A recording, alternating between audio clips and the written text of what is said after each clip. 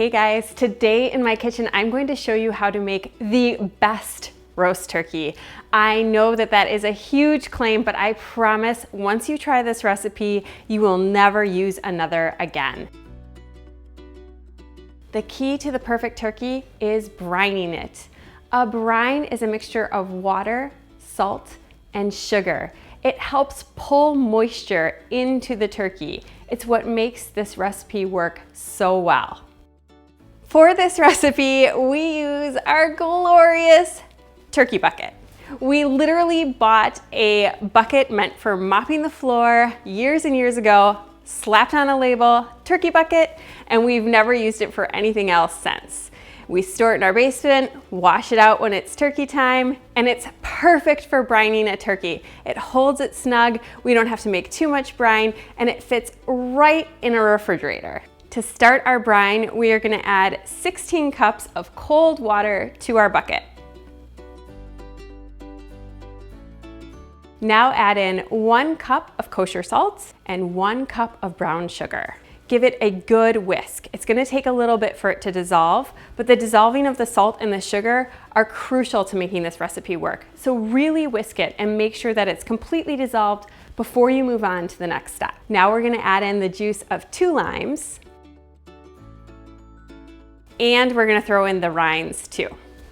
Add in a bunch of mint leaves. Now add in 5 black tea bags. This is one of the secrets to this recipe that makes the flavor perfect. Give your brine a good mix.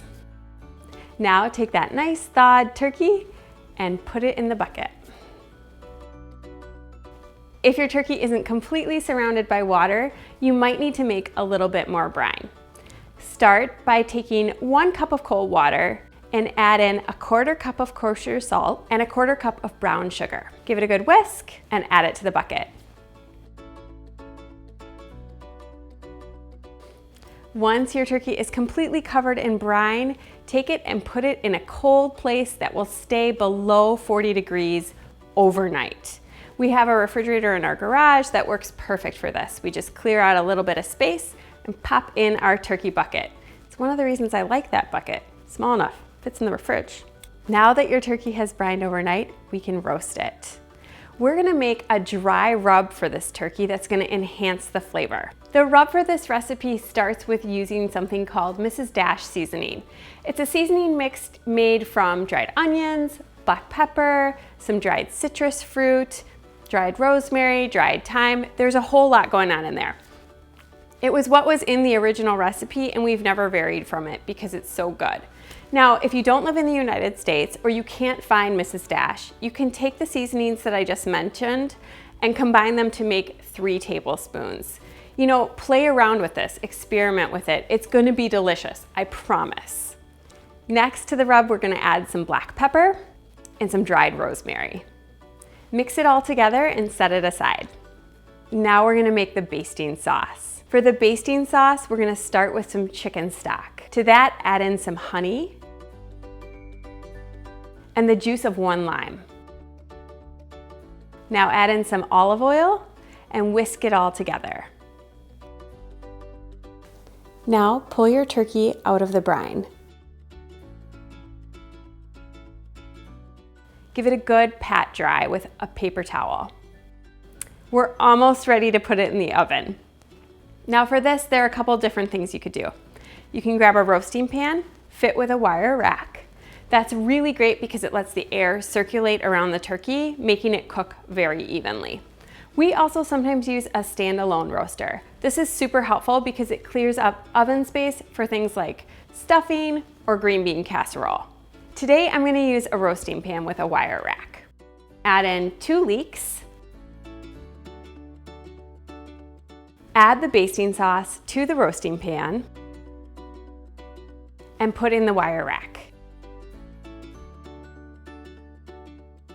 Now put the turkey on the wire rack, breast side up.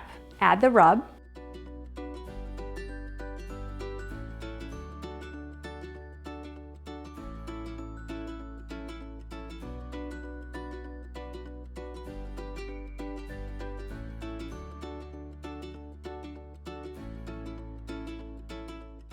Now flip it over and use the rest of the rub on the back.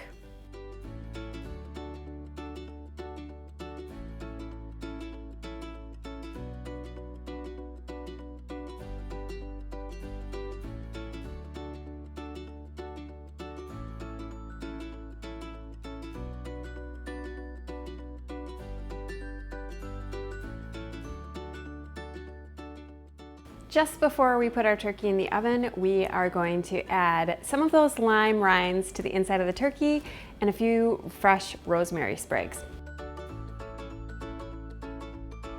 Now that your turkey is completely covered in rub, in the roasting pan with the basting sauce, it is ready to go into the oven. After an hour, take the turkey out and flip it over.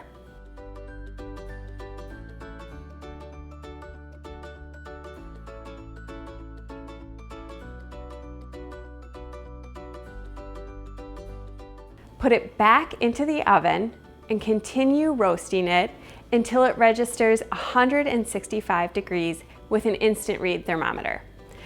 Be really mindful when you are taking the temperature of the turkey. You want to make sure that you get it deep enough that you're getting a really accurate read. You also want to make sure that you're not hitting bone because that will alter what temperature the meat really is.